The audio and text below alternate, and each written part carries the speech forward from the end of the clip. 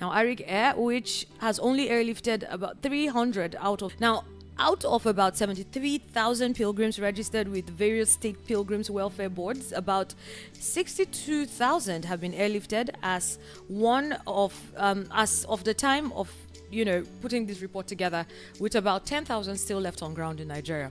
The national president of the Association of Hajj and Umrah Operators of Nigeria, Alhaji Nasidi Yahaya, said that all hands were on deck to airlift all intending pilgrims before the closure of Saudi's airspace.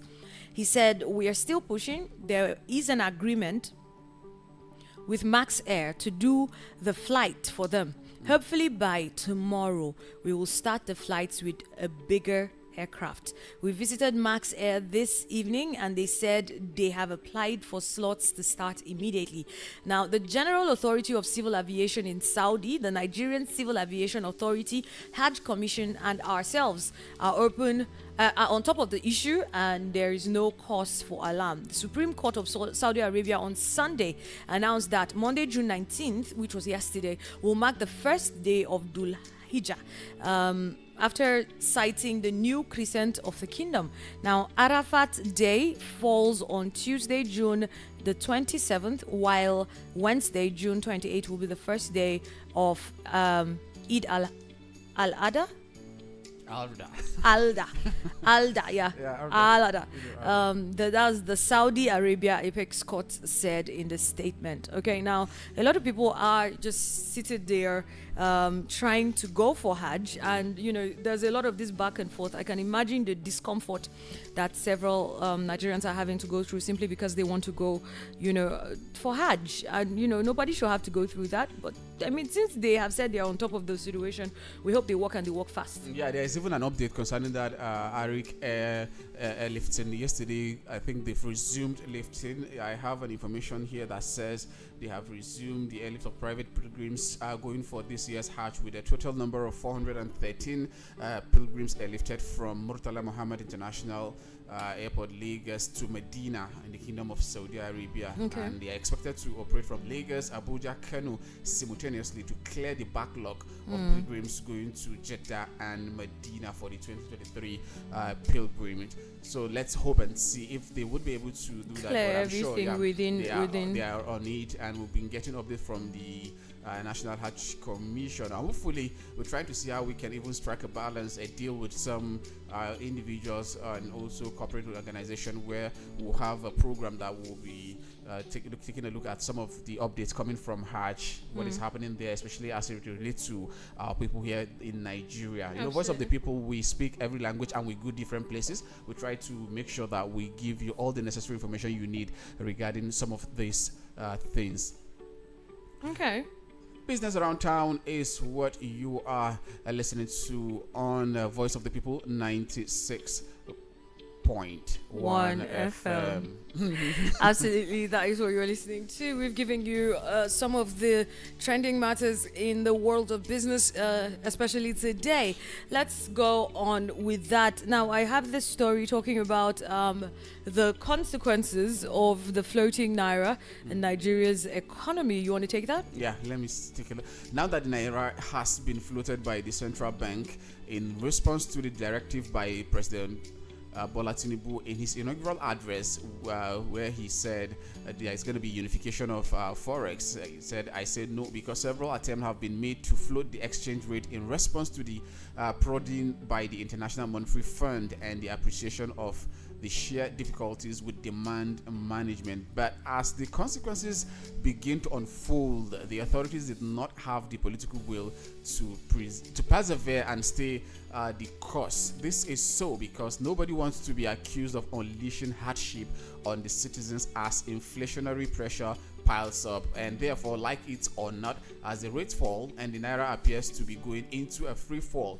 and the touted benefits are slow at materializing, panic sets in and we beat a retreat and reverse the process. Often in the response, innovative approaches are dreamed up as escape routes. It is often so, as beside the facts of the inflationary implications of the depreciating rate exchange, most leaders are worried about the judgment of history when it is going to be recounted how the exchange rate depreciated under their watch. And this is one thing that really we have to give credit to Bola Tinubu for the bold step, the boldness in taking that huge decision. Especially the first one was the subsidy issue. You know what happened? Absolutely. The previous administration kept on dragging its feet. In fact, the last two administrations have been going back and forth with that in terms of subsidy removal, but he came boldly and take that giant step and yank it off. Also the unification of exchange rate, even though this particular one is having a negative impact so on far Nigerians, especially the low-income earners, considering the fact that a lot of people now have to go back to the market with little sum of money, getting things like life is quite difficult when you look at what is happening. Not quite, very difficult. The purchasing power is not there; it has not increased. But what you go get in the market has actually increased. I think employers, you may want to consider a salary upgrade for your staff. Really, I was absolutely about to mention that. I think it is a very good time for employers to begin to think towards that. Especially private organizations that don't have, regulatory bodies, quote and unquote. If it's a government job, of course, we know that the NLC is in talks with federal government and they are discussing, a change of the minimum wage and an increment in salary payment. And I think that the private sector should also take that up. Start to consider very quickly how you could increase the income, the payment of your staff. Even if you're not going to triple it, like right now everything is ×3, you could think about doing a doubling right now. This is a very good time to do that, because otherwise you're not paying the same thing anymore. You're not paying them the same thing anymore, and it will affect in the long run the quality of work that you would get done, the quality of inputs that you get done, and of course that is going to affect your output as a whole. So this should be something that should be considered most definitely. Now, next story we have is the Naira weakening to 770. Naira 38 kobo per dollar at the official market. Now the Naira slumped further to the dollar after closing 770 to 38 per dollar. 0.38 kobo per dollar at the end of trading on the investor and exporter forex window on Monday.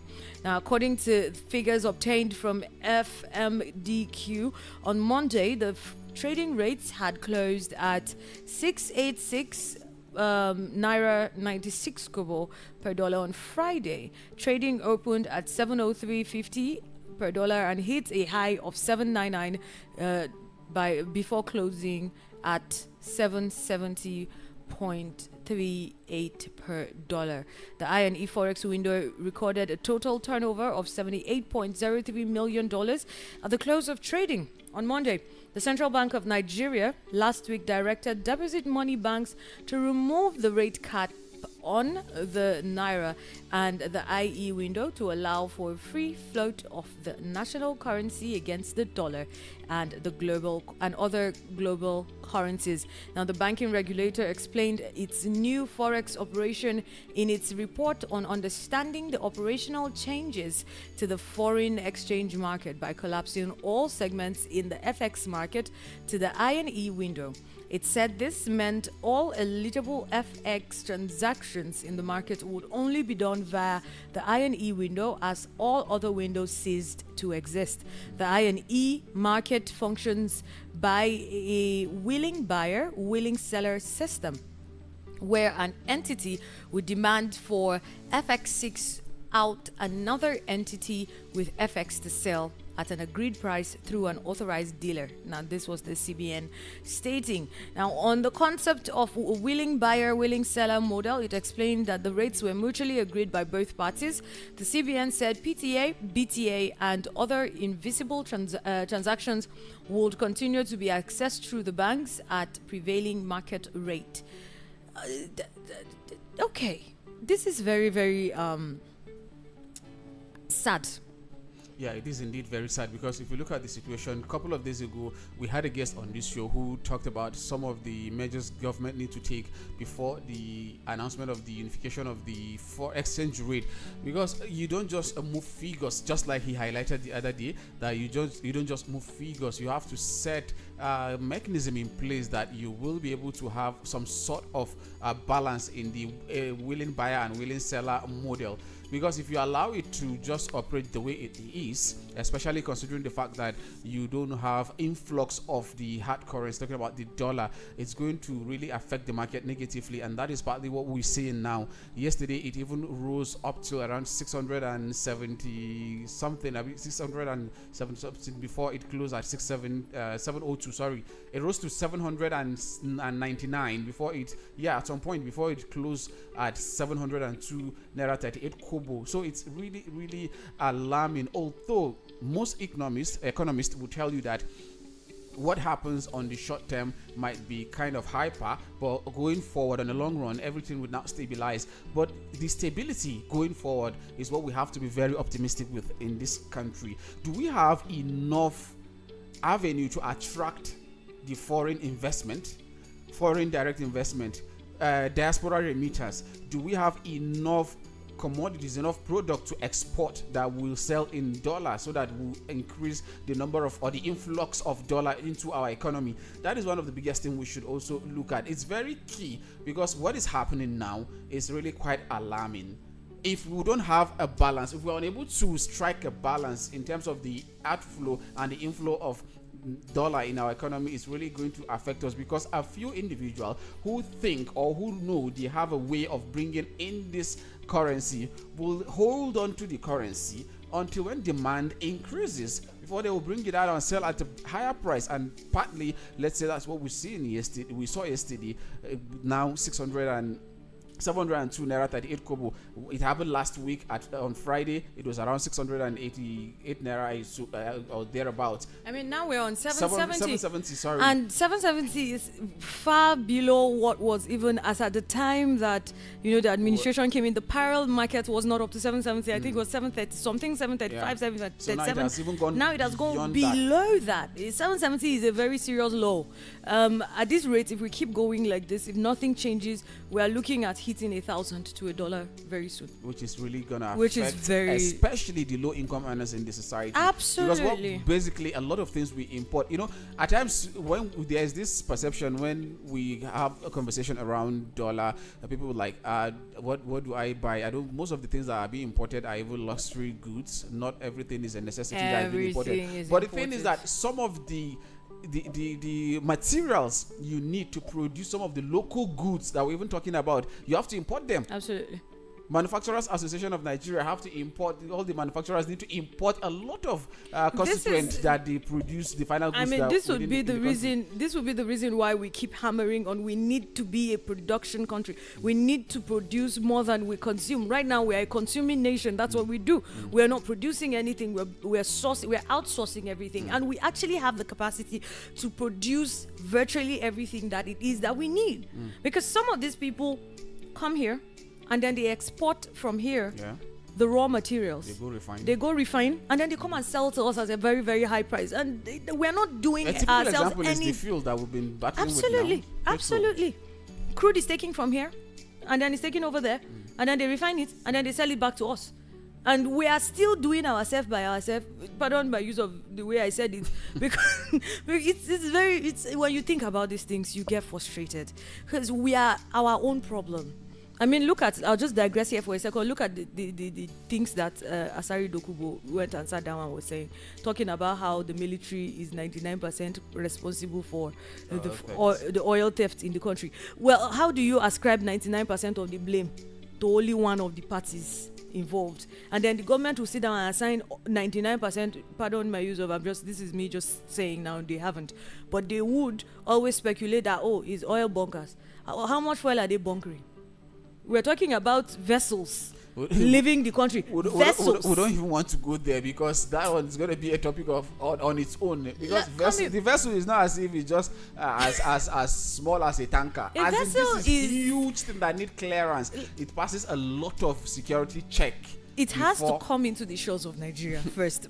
You're going to be parking a ship, probably. You are going to be docking, rather. That's the word. You're docking a ship for probably a month or 2 months, and it's sitting there. I'm talking. A vessel is as big as this entire building. It's just we that know the size of this building. Our listeners don't even know. your house. A vessel is probably 10 times your house. If you live in a regular 1-bedroom, 2-bedroom apartment here in Abuja, I'm saying they are large. That's how much fuel we are losing. Because people that all the bunkers, the oil bunk, the ones they're saying they are stealing in the Niger Delta, those women with their canoes, they are carrying oil in jerry cans. That is a very minute. It's not up to 1/1 million of what we are talking about that is missing in the reserve. So you can't just blame one part.